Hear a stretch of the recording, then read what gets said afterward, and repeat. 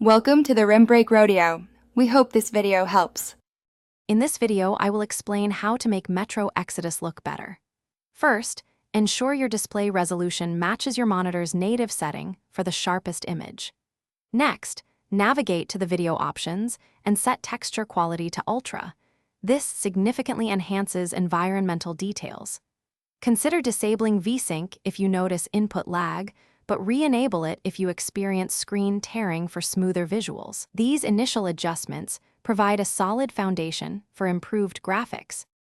Moving to advanced settings, increasing shading quality to high or ultra will dramatically improve the realism of lighting and shadows throughout the game world. For more detailed terrain and object geometry, set tessellation to full. Additionally, adjusting hairworks to high enhances the realism of character hair, adding another layer of visual fidelity. Experiment with these settings to find the best balance for your system's performance. For a truly next-level visual experience, enable ray tracing. This technology provides incredibly realistic global illumination, making light bounce naturally off surfaces.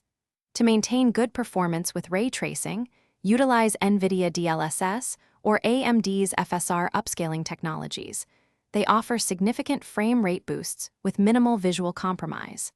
Set ray tracing quality to high for a noticeable visual upgrade, transforming the game's atmosphere.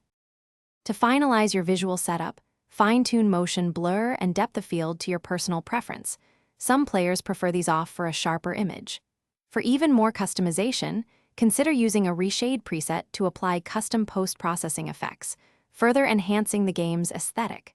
Remember to check the description for a link to Darn Tough Socks and other great deals.